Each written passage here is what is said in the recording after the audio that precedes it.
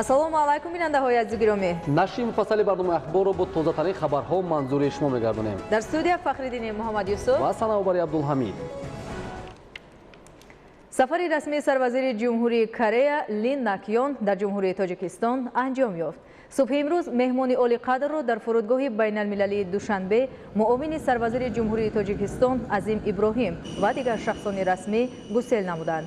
ёдовар мешавем ки дар ҷараёни сафари расмӣ асосгузори сулҳу ваҳдати миллӣ пешвои миллат президенти ҷумҳурии Тоҷикистон муҳтарам Эмомалӣ Раҳмон бо сарвазири ҷумҳурии Корея Лин Накён мулоқот намуда, инчунин музокироти ҳайатҳои ҳукуматӣ бо роҳбарии сарвазири ҷумҳурии Тоҷикистон Хоҳӣ Расулзода ва сарвазири ҷумҳурии Корея Лин Накён доир гардид. идомаи барномаи ахбор. имрӯзҳо барои истиқболи сазовори 30-солагии истиқлолияти давлатии ҷумҳурии Тоҷикистон дар шаҳри Душанбе тадбирҳои ободониву созандагӣ вусъат мегиранд. дар 4 ноҳияи пойтахт то таҷлили ҷашни 30-солагии истиқлолияти давлатии ҷумҳурии Тоҷикистон аз ҷониби ҳукумати мамлакат ва соҳибкорон 21 муассисаи таҳсилоти миёнаи умумӣ сохта ба истифода дода мешавад. дар сурати ба истифода додани муассисаҳои таълимӣ 37976 хонанда бо ҷои нишаст таъмин мегарданд. Нуралии Сафомуддин ва Бобуалӣ Тағозода аз рафти сохтмони муассисаҳои таълимӣ дар ҳудуди ноҳияи Шоҳмансури шаҳри Душанбе гузориш омода намудааст.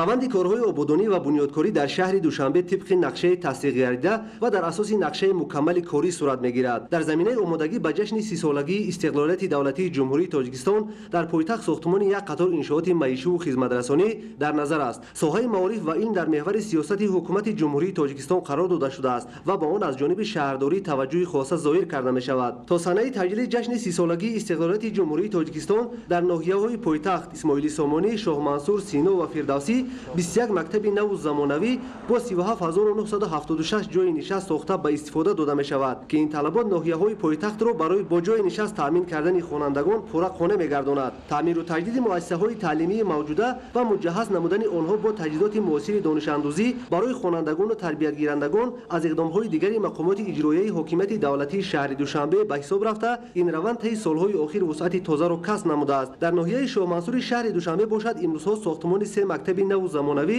дар арафаи анҷомёбӣ қарор дорад.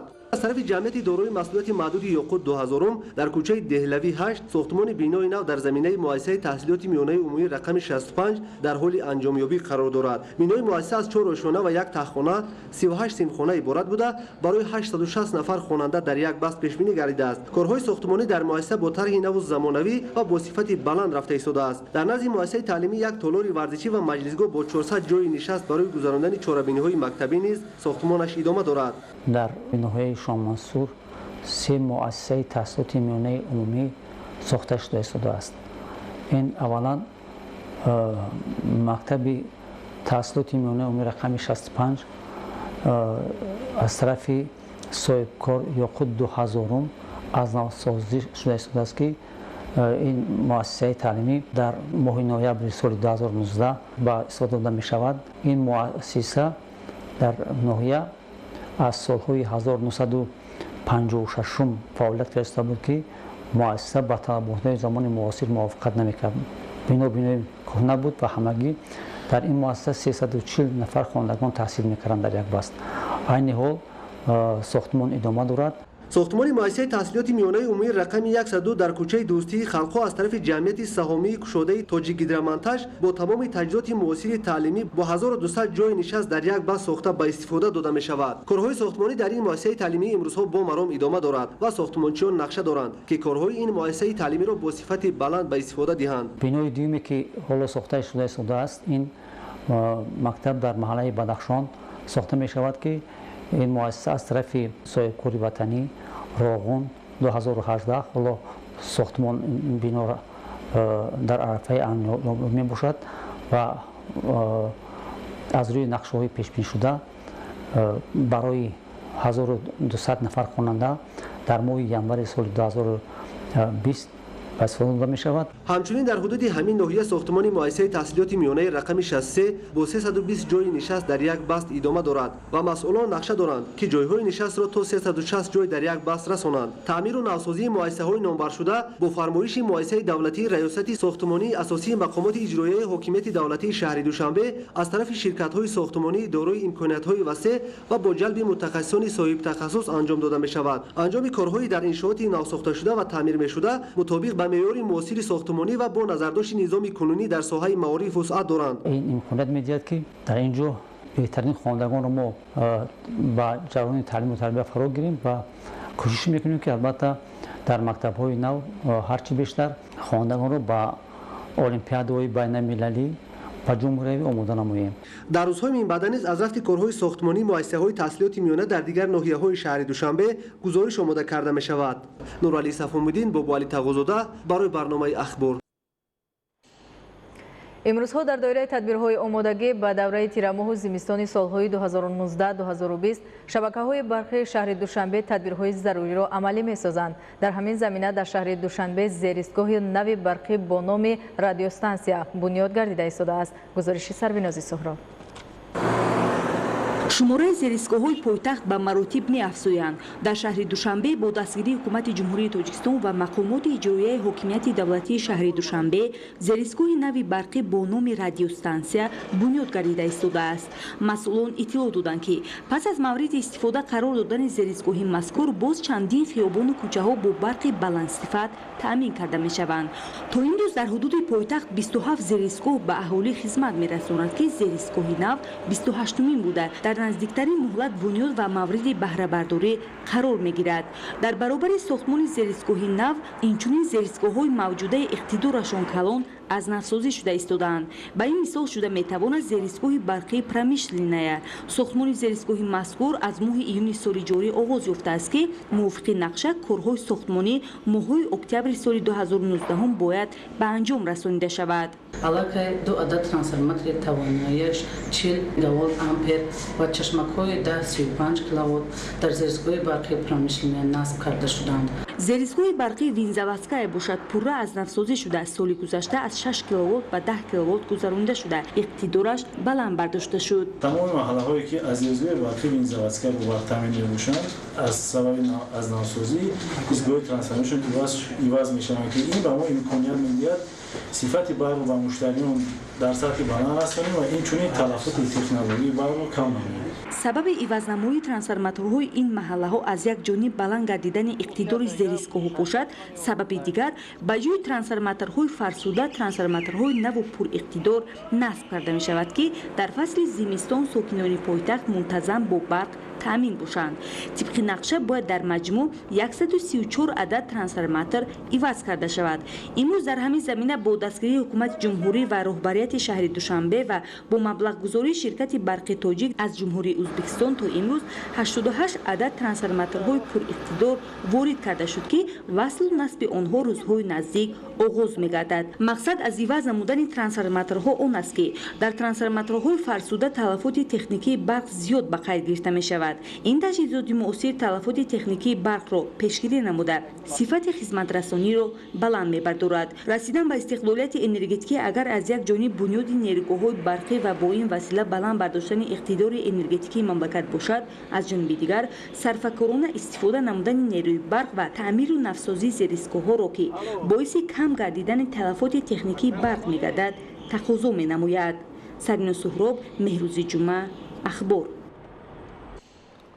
бо мақсади таъмини аҳолӣ бо нерӯи барқ дар баробари бунёди нерӯгоҳҳо ҳамчунин истифодаи сарфакоронаи он низ муҳим аст. дар натиҷаи санҷиши кормандони соҳаи назорати барқ дастгоҳе ошкор карда шуд ки дар сурати истифодаи он ҳисобкунакҳои барқии тамғаи хуабанк ки истеҳсоли ҷумҳурии мардумии чин аст аз кор боз мемонад. идомаи мавзӯъ дар гузориши Зоюшои Тағоимурод. ин таҷҳизот муайян нест ки кай ва ба кадом роҳ ба Тоҷикистон ворид гардидааст. ҳатто тамғаю номгузорӣ ва ширкати истеҳсолкунанда надорад. ягон заводи истеҳсолкунанда дар ин нишон дода нашудааст. истифодаи ин таҷҳизот ба занҷираҳои шиддат ва ҷараён таъсир намерасонад. дар баробари ин нерӯи барқи истифодашуда ё ин ки масрафи барқи мазкур инчунин бо сабаби аскор боз мондани системаи идораи ҳисобкунаки барқӣ нерӯи барқи истифодашуда ба ҳисоб гирифта намешавад. мутахассисони озмоишгоҳи ширкати саҳомии холдингии кушодаи барқи тоҷик таҷҳизоти мазкурро дар чанд намуди ҳисобкунакҳои барқӣ санҷиданд ва дар натиҷа маълум шуд ки он танҳо ба манъ кардани системаи идораи ҳисобкунакҳои барқии тамғаи хуабанги истеҳсоли ҷумҳурии мардумии чин сохта шудааст. дигар намуди ҳисобкунакҳоро мо дар озмоишгоҳ санҷидем. ин ҳолат рух наметиҳад. фақат амин намуд ҳисобкунакҳои хуабанда амин чи ба инобат гирифта мешавад. агар таҷҳизоти мазкур ба маъни системаи идораи ин намуди ҳисобкунакҳои барқӣ боис гардад, пас имрӯз тамоми корхонаҳои хурду бузурги мамлакат аз ин намуди ҳисобкунакҳои барқӣ истифода мебаранд ва дар сурати истифода аз ин таҷҳизот талафоти зиёди нерӯи барқ ба қайд гирифта мешавад. ҳозир мо амин ноқилро ба ҳисобкунаки барқӣ наздик менамем. кори системаи ҳисобот боз монда шуд. яъне ҳисобкунаки барқӣ дар лавҳаш ягон чиз нишон наметиҳад, яъне энергияро ба ҳисоб нагирифта истодааст айни замон. вақте ки дур мекунем мана пайдо шуд. вақте боз агар наздик биёрем ҳисобкунаки барқӣ боз аз кор боз мемонад. аввалин коре ки ба ҳалли мушкилоти мавҷуда боис мегардад ин иваз намудани ҳисобкунакҳои барқӣ дар корхонаҳо ва ширкатҳое ки аз тамғаи хуабанг истифода мебаранд. дар оянда барои истифодабарии чунин ҳисобкунакҳо ки барои қатъ намудани кори системаи ҳисобӣ яъне осон гардидааст, бо воситаи осон мебошад, аз истеҳсолот бардошта шавад ва воридоти он ба ҷумҳурии Тоҷикистон қатъ гардонида шавад. бо мақсади пешгирии исрофи беҳуда ва ғайриқонунӣ истифода бурдани нерӯи барқ, пардохти саривақтии ҳаққи истифодаи он ва васеъ ба роҳ мондани корҳои фаҳмондадиҳӣ дар байни аҳолӣ аз ҷониби масъулон чораҳои саривақтӣ андешида мешавад.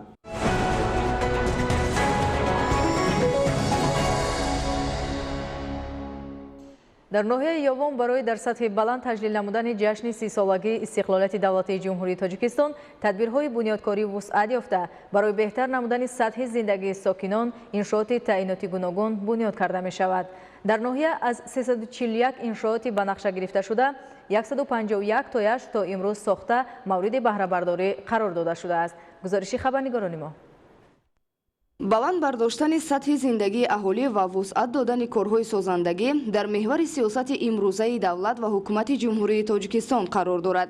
имрӯзҳо дар ноҳияи ёвон низ мисли дигар минтақаҳои мамлакат дар доираи эълон гардидани солҳои 2019-2021 солҳои рушди деҳот, сайёҳӣ ва ҳунарҳои мардумӣ ва ҷиҳати дар сатҳи баланд таҷлил намудани ҷашни 30-солагии истиқлолияти давлатӣ бо истифода аз имкониятҳои фароҳам кардашуда корҳои ободонию бунёдкорӣ тақвият дода мешавад. айни замон дар марказ ва деҳоти ноҳия сохтмони иншооти таъиноти гуногун аз ҷумла маорифу тандурустӣ, марказҳои савдо ва хизматрасонӣ, таҷдиду навсозии роҳҳои маҳаллӣ идома доранд. дар амалӣ намудани ҳадафҳои созанда саҳми соҳибкорон ва шахсони саховатпеша ҳам назаррас арзёбӣ мегардад. имрӯз дар ноҳияи ёвон 10 бинои асосӣ бо 51 симхонаи иловагӣ ба нақша гирифта шудааст ки то ҷашни 30-солагӣ сохта ба истифода дода мешавад ва имрӯз дар 82 муассисаи таълимӣ ғайр аз муассисаҳои таҳсилоти ибтидоӣ ва умумии асосӣ таъмир рафта истодааст ки дар 12 муассисаи таълимӣ аллакай таъмир ба анҷом расидааст, дар 70 муассисаи таълимии дигар таъмир идома дорад. фаъолияти дастаҷамъонаи сокинон ва шахсони саховатпеша буд ки аз 341 иншооти ба нақша гирифта шуда то имрӯз 151 тои он бо сифати баланд ва ҷавобгӯ ба талаботи замон сохта ба истифода супорида шуд. дар дигар иншоот бошад раванди корҳои ободонию бунёдкорӣ вусъат бахшида мешавад. бунёди иншооти гуногун дар баробари беҳтар намудани инфрасохтори деҳот ҳамзамон бо ҷои кори доимӣ таъмин намудан ва беҳтаршавии сатҳи зиндагии сокинон мусоидат мекунад. дар доираи тадбирҳои ободонию созандагӣ дар ҷамоати деҳоти шаҳри ҳисор дар соли 2019 бунёду навсозии 31 бунгоҳи саломатӣ, 24 дорухона ва 5 маркази саломатӣ ба нақша гирифта шудааст. тадбирҳои мазкур дар доираи нақшачорабиниҳо бахшида ба солҳои рушди деҳот, сайёҳӣ ва ҳунарҳои мардумӣ амалӣ гардида шароити мусоиди хизматрасонии тиббиро ба аҳолӣ муҳайё месозад. гузориш аз шаҳри ҳисор.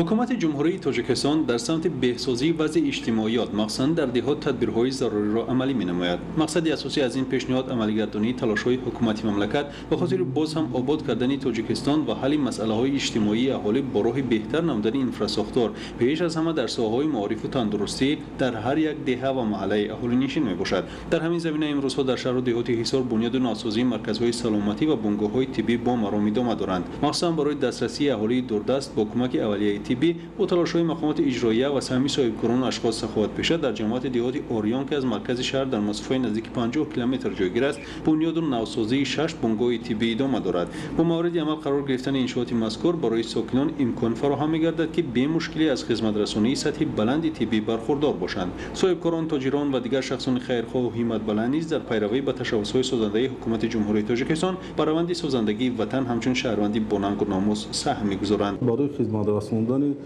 مردم با طب معاصر مشکلات خود را داشت، یعنی که مسئله دندان پزشکی دشواری خود را داشت که مردم از مسافت دور به مرکز شهر می‌آمدند برای طبابت. این زمان در مرکز سلامتی دهاتی حلقه رود حجره تعمیر کرده شده، با لوازمات تامین کرده شد که روزهای نزدیک به استفاده داده میشد و با طبیب دندان پزشک تامین کرده میشد، یعنی که خدمت رسانی در مسئله دندان پزشکی راه حل خود را می‌یابد.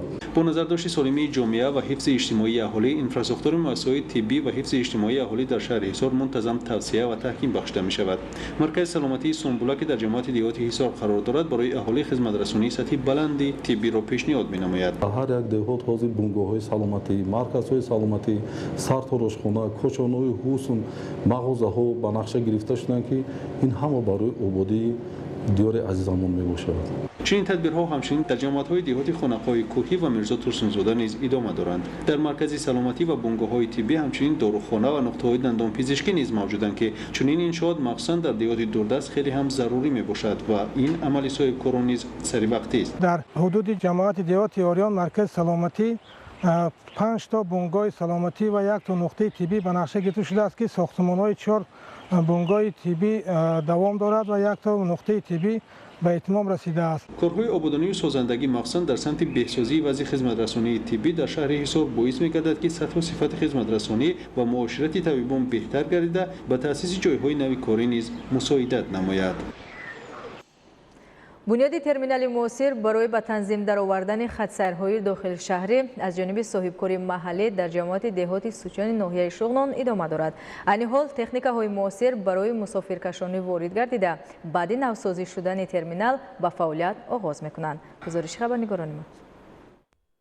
زمانی صاحب استقلالی کشور برای رشد صاحبکاری با دستگیری دولت و حکومت شرایط مساعد فراهم آورده شده، در ردیف دیگر شهر و ناحیه‌های جمهوری در ولایت مختار کوهستانی بدخشان نیز با تشبس صاحبکاران محلی در سمت بنیاد انشاءات زمانوی اقدامات تازه روی دست گرفته می شود.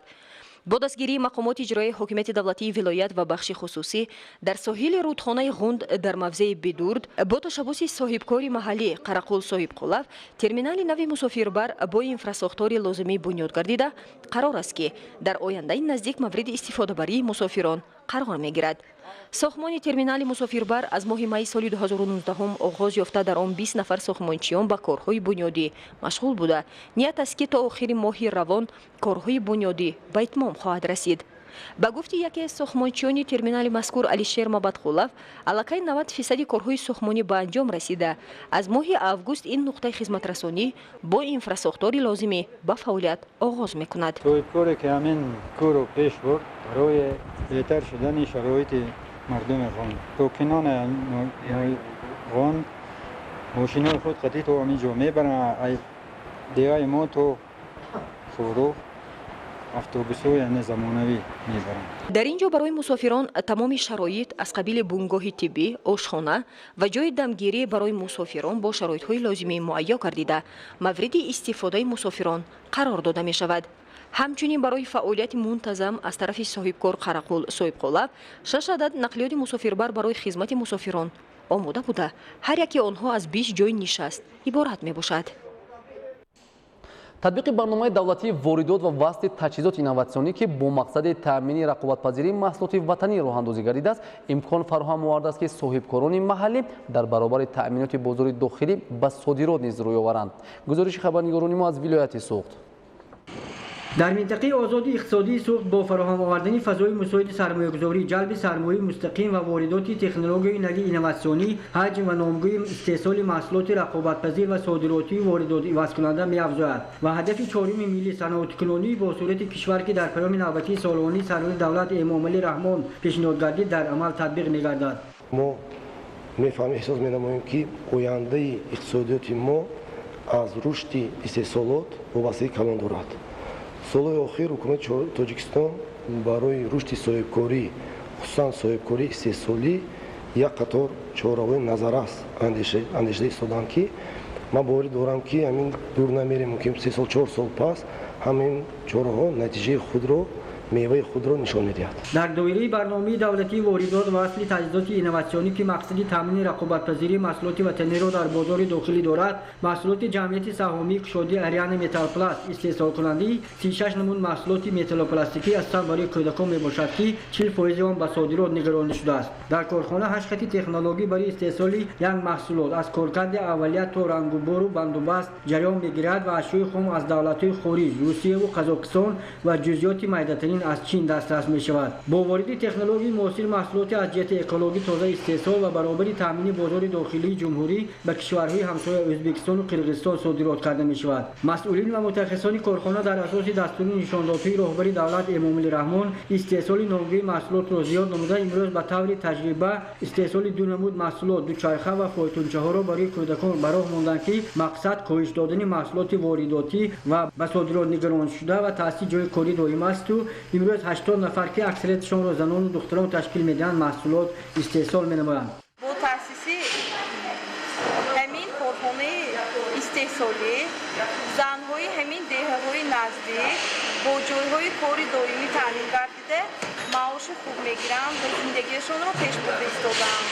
فعالیت با نظام کارخانه‌های استحصالی و تأسیس شرکت‌های نو در منطقه آزاد اقتصادی سوخت امکان می‌دهد که اشیاء خام وطنی و خارجی کارکرد حجم استحصال محصولات رقابت‌پذیر و صادراتی و واردات عوض کننده افزوده از همه مهم یکی از مسائل اجتماعی مملکت تأسیس جای‌های نوی کاری حل خود را یابد.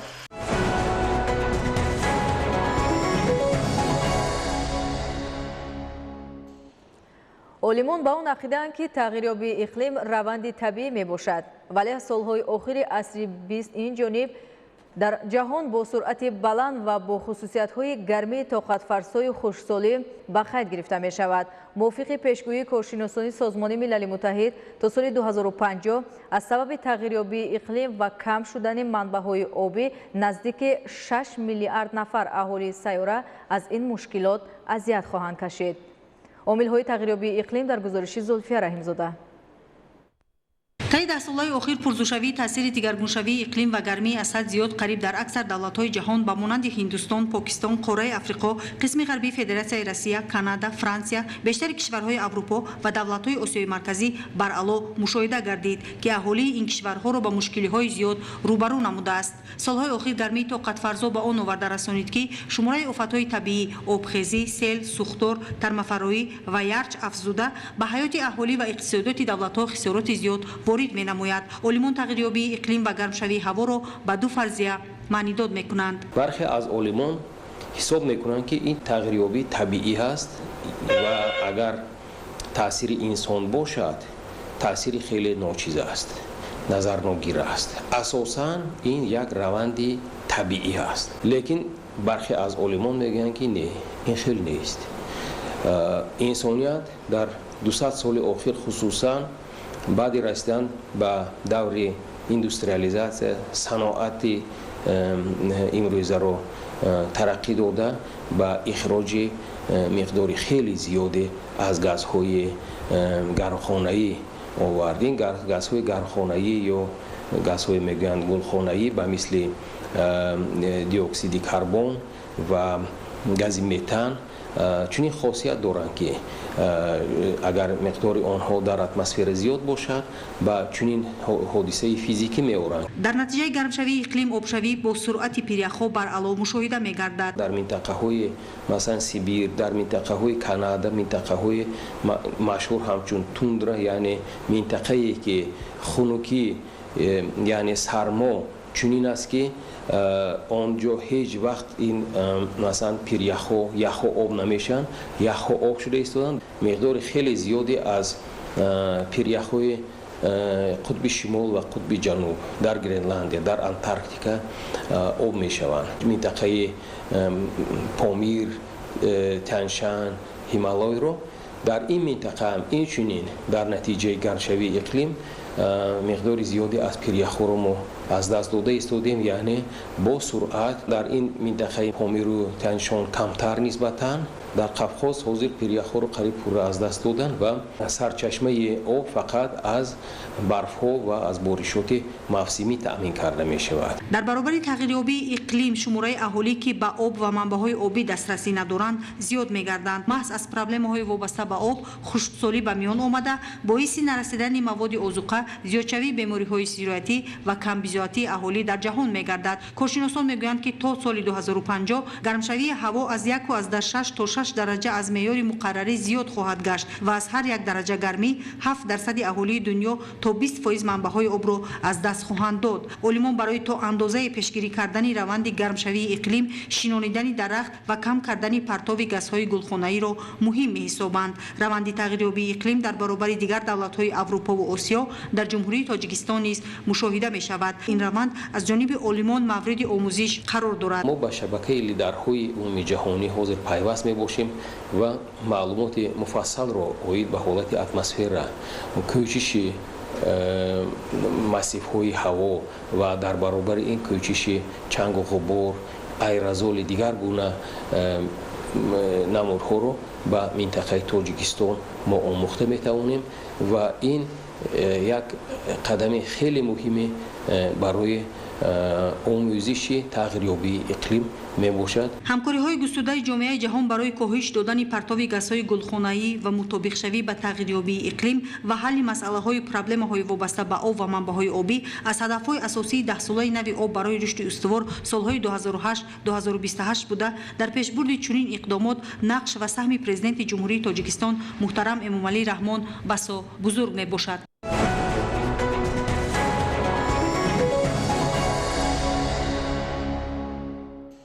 طبق معلومات آماری عین حال سرشماری چاروائی کلان در همه شکل‌های خواجگیداری مملکت به بیش از 2 میلیون سر رسیده، سرشماری چاروائی میده باشد زیاده از 5 میلیون سر را تشکیل داده است.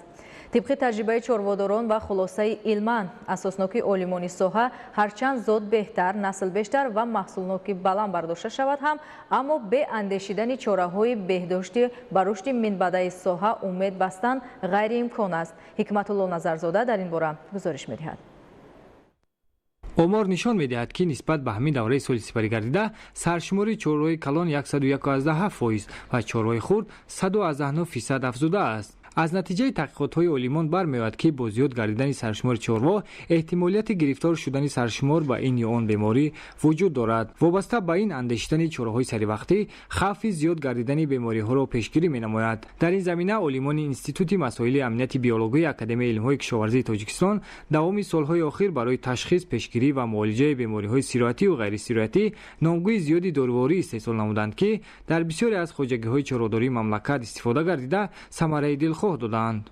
9 حجت‌های معیاری تکنیکی تصدیق گردیده است و حالا در قسم استحصالی انستیتوت 4 مواد بیولوژی یعنی واکسن استحصالی آن براه مانده شد. اینچنین 2 مواد دارویی برای توبه یا بگوییم که مواد ضد گیجوی است. خوف بیماری‌های در میان چاروا پنهان گشته در آن است که از بعضی آنها آدم نیز سرایت می‌یابد. از این رو عالمان انستیتوت مسائل امنیت بیولوژی اکادمی علم‌های کشاورزی تاجیکستان احتیاطکاری را اساس حفظ صحتی در این سمت می‌دانند. کسانی هستند که از چاروا با محصولات گوشتی و گوییم که شیری به آدم گذاشتنش ممکن است. استفاده موادهای بیولوژی پیدایشی کسری سرایتی چاروا را پیشگیری می‌نماید و آن از 6 تا 1 سال ارگانیسم چاروا را از کسری سرایتی امین نگاه می‌دارد. طبق پژوهش عالمان ساحه هرچند نسل زیاد سرشمار بهتر و محصولناکی بلند برداشته شود هم استفاده موادهای طبابتی یکی از راه‌های تقویت دادن ساحه معنی داد می‌گردد. кишоварзони ноҳияи Темурмалик бо мақсади ҳарчи бештар бо ғалаи истеҳсоли худӣ таъмин намудани аҳолӣ аз имкониятҳои мавҷуда самаранок истифода менамоянд. Бо васеъ намудани майдонҳои кишти ғала ва ба гардиши кишоварзӣ ворид намудани заминҳои бекорхӯбида ин тадбир дар ноҳия амалӣ карда мешавад. гузориши Ҳикматло Ҳусейнзода аз ноҳияи Темурмалик. дар ноҳияи Темурмалики вилояти Хатлон имрӯзҳо дар рави ғала идома дорад. онҳо азм доранд ки ҳосили ғаларо сари вақт ва беталаф ҷамъоварӣ намуда дар таъмини амнияти озуқавории мамлакат саҳми худро гузоранд. бо ин мақсад техникаи ғаладарав омодаи кор мебошанд. кишоварзони ноҳия имсол дар майдони 11369 гектар кишти зироатҳои ғаладона гузаронданд ки аз ин то имрӯз аз ин майдон 7252 гектарашро дароида шудааст ки 67% зироатҳои ғаладонаро дар бар мегирад. ҳосилнокӣ бошад аз ҳар як гектар ба ҳисоби миёна аз 28 то 30 сентнерро ташкил медиҳад ки яке аз омилҳои асосии баланд бардоштани ҳосилнокии зироатҳои ғаладона ин пеш аз ҳама ба гардондани заминҳои кишоварзӣ ва додани нуруҳоли минералии озуқа доданд ки ин яке аз омилҳои асосии баланд бардоштани ҳосилнокӣ мебошад. ба ғайр аз ин яке аз омилҳои асосӣ ин баъди дар рави ғала хулусус кардани заминҳои ғаладона мебошад ки ғизоро аз нуриҳои офтоб яъне ҷамъ намудани азот ва нитроген мебошад ки ин ҳам боиси зиёд шудани фаровонии ғаладона мебошад. то имрӯз дар ноҳия зиёда аз 30 адад техникаҳои ғаладарав омодаи кор мебошад. дар баробари ҷамъоварии ғала дар ноҳияи мазкур инчунин захираи хӯроки чорва низ идома дорад. аҳли заҳмат бо мақсади захира намудани хошок аз имкониятҳои мавҷуда самаранок истифода мебаранд. кишоварзони ноҳия тибқи дурнамаи пешниҳодаи мақомоти иҷроии ҳокимияти давлатии вилояти Хатлон имсол бояд дар 52226 тонна хошоки дуруш захира намоянд ки то имрӯз 38540 тонна захира карда шудааст ки ин 74% нақшаи пешбинишударо дар бар мегирад. ҳикматулло Ҳусейнзода аз ноҳияи Темурмалики вилояти Хатлон барои барномаи ахбор. дар ҷумҳурии Тоҷикистон бо мақсади пешгирӣ аз зиёдшавии бемории диабети қанд тадбирҳои зарурӣ амалӣ карда мешаванд. ба гуфтаи мутахассисон яке аз сабабҳои асосии гирифторӣ ба диабети қанд бемории ғадуди зери меъда бошад. омили дигар пурхӯрӣ ва машғул нашудан ба варзиш аст. тафсилоти бештар дар гузориши Манучеҳри Сулаймон.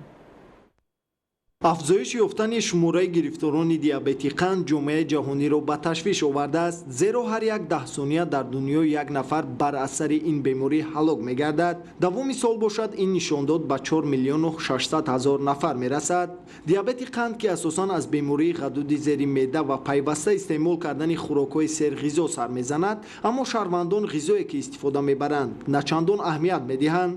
тавре мутахассисон иброз медоранд истеъмоли нодурусти ғизо пеш аз ҳама пурхӯрӣ ва пайваста ба варзиш машғул нашудан эҳтимоли гирифторшавиро ба бемории диабети қанд бештар мекунад. аз истеъмол кардани ҳар хел хӯрокҳо ҳам ҳамин ба беморӣ гирифтор шудан мумкин аст. яъне ин маъное надорад ки мисол мо ҳамин хӯрокро хӯрем бемории диабети қанд гирифтор мешавем, балкин агар зиёд ҳамин хӯрокҳои зарароварро истифода барем, ин метавонад ба фарбегӣ оварда расонад ва фарбегӣ инчунин метавонад ки ба гирифтории бемории диабети қанд тезтар расонад. барои ҳамин одамоне ки дӯст медоранд дар берун бисёр хӯрок хӯранд, яъне аз ҳамин берун мегиранд, мисоли пирашки мехӯранд ё ки хот-дог гуфтани чизо мехӯранд, бисёр чизое ки аз ҳамин углеводҳо яъне карбоҳидратҳо боянд, ҳаминро истеъмол кунанд, онҳо тезтар фарбеҳ мешаванд. дар робита ба пешгирии бемории қанд гуфта мешавад ки роҳи асосии он кам истеъмол кардани хӯрокҳои равғанӣ, истеъмоли ғизои солим ва бештар машғул шудан ба варзиш ва тарғиби тарзи ҳаёти солим аст. аломатҳои бемории қанд ин бошад бисёр пешоб кардан, алалхусус дар вақтҳои шабона, яъне ин ки баъд аз хоб рафтан бемор якчанд маротиба бедор мешавад барои пешоб кардан. дуюм аломат ин бисёр ташнашавӣ.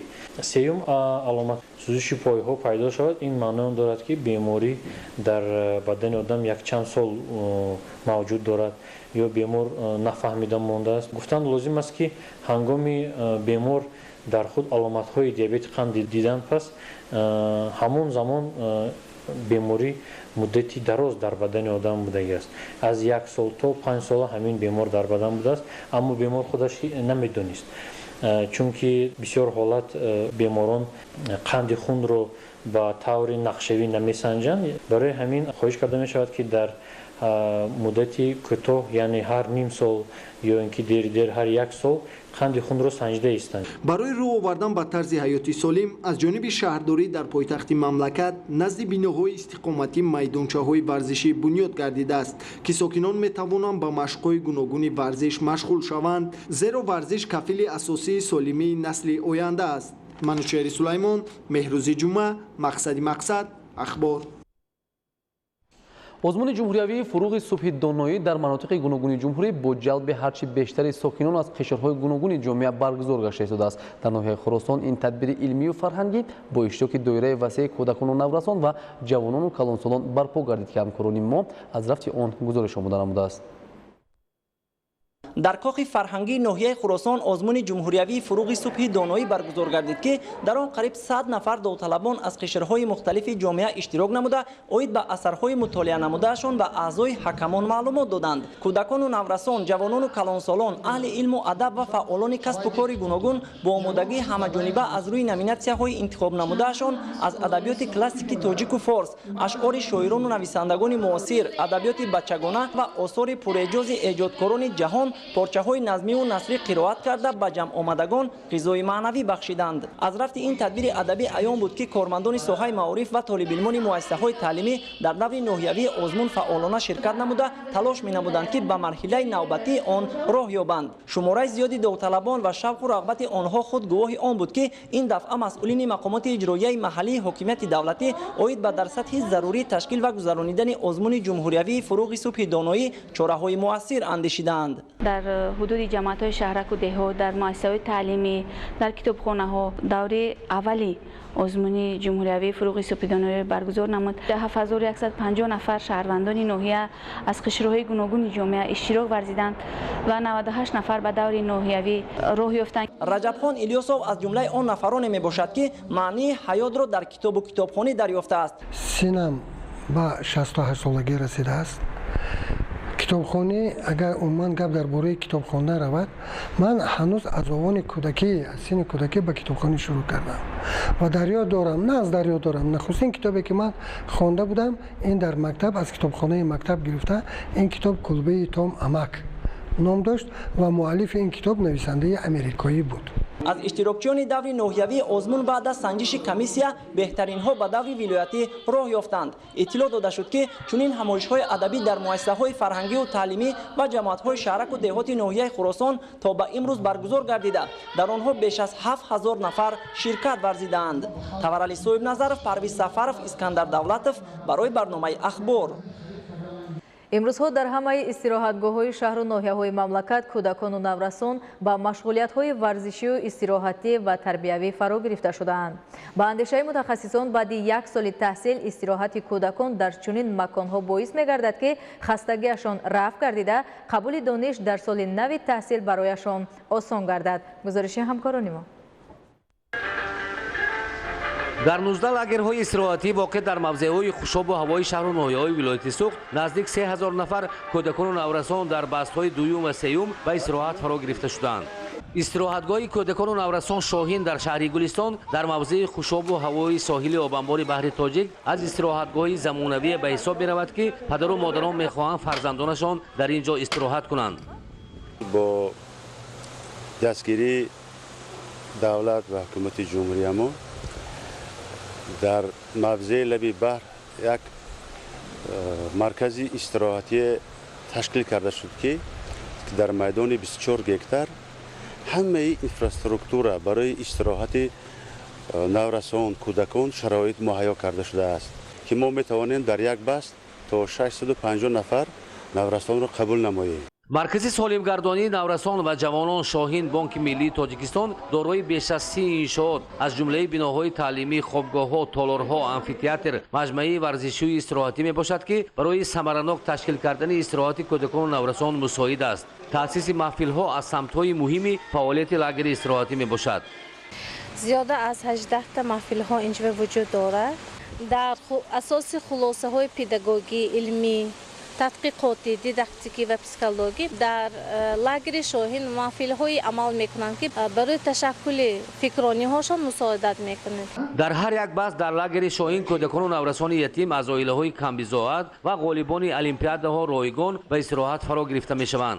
مؤسسه با شرکت های خارجی همکاری دارد و قسم استراحت کنندگان از دولت های قرقیزستان، ازبکستان، قزاقستان و فدراسیون روسیه اند. با اقدام کمیته اتفاقهای کسبه کارمندان معارف و علمی ولایت سوخت، مرکز سالمگردانی سوخت برقرار و نوسازی گردیده برای به استراحت فرا گرفتن کودکان و نورسان در موضع خوشاب و هوای آبچی قلچه امکانیت‌های وسیع فراهم آورده شد. سال روان در مؤسسه آمفی‌تئاتر زمانوی، 2 میدان ورزشی، موضع مشق نمودهای ورزش بنیاد گردید. مراسم افتتاحی بسط دومی مرکز سالمگردانی سوخت در آمفی‌تئاتر تازه بنیاد برگزار و در آن خوانندگان از مکتب‌های 18 شهر و ناحیه ولایت سوخت در 4 دسته تحت عنوان دانش طلب و بزرگی آموز برنامه استراحتی معرفتی و فرهنگی و فراغتی پیشنهاد نمودند. مرکز امکانیت دارد در 6 بسط بیش از 1,500 نفر کودکان و نورسان را به استراحت تابستانه فرا گیرد. لاگر استراحتی در یک وقت یک مکانی است که برای پدر و مادر کمک رسان است در تعلیم و تربیت فرزند. در لاگر بیرون از شهری واخوری ناحیه باباجان غفوروف برای قبول خوانندگان به استراحت تابستانه انشاءات نوی ورزشی بنیاد و برای تشکیل استراحت ثمرناک کودکان و نورسان مربیان و پداگوگ‌های کاردار و با مهارت جلب شدند. در بسط دوم 50 نفر کودکان و نورسان از جمله 10 نفر تربیت گیرندگان مکتب اینترنتی کرو گونگ‌ها و 40 نفر کودکان و نورسان یتیم و از عائله‌های نیازمند با سرپرستی شورای اتفاقهای کسبه ولایت سوخت رایگان به استراحت تابستانه فرا گرفته شدند. طبق نقشه تعلیم که در مؤسسه‌های تحصیلات میانه عمومی از جانب وزارت مربوطه پیش بینی می‌شود، همساله بعد حزم برنامه‌های دولتی خردسالان با استراحتگاه‌های تمایل مستحکم کنی دانش و بازی‌های گوناگون ورزشی و محفل‌های فراغتی باید فرا گرفته شوند. در ناحیه وخش علاقه دور دوم تدبیر زیل به انجام می‌رسد. در مؤسسه تحصیلات میانه عمومی رقم 56 این نوبت 25 نفر دیگر خوانندگان خردسال از چنین امکانیت استفاده کردند. در ناحیه وخش لاگرهای استراحتی تشکیل کرده شده است. این جانب در مؤسسه تحصیلاتی ما در آنجا یعنی که 40 نفری خوانندگان در بست یکم یعنی که به استراحتگاه فرا گرفته شدند. در ناحیه وخش استراحتگاه ولایتی شفابخش نیز به فعالیت شروع کرد که در دور اول 100 نفر خوانندگان اساساً یتیمان کلوب پرستاران و امثال این مضمون در این گوشه خوشاب و هوای ناحیه یک چند روزی تعطیلشان را خوشگوار خواهند گذرانید. مرحله دوم است که 100 نفر کودکان را برای با فراغت گذراندن استراحت در استراحتگاه کودکان نورسان شفابخش ناحیه وخش فرا گرفته شده است. شرایط ها در اینجا با طلبها جوابگو می باشد. در استراحتگاه از 13 شهر و ناحیه های کشورمان جلب شدگی‌اند.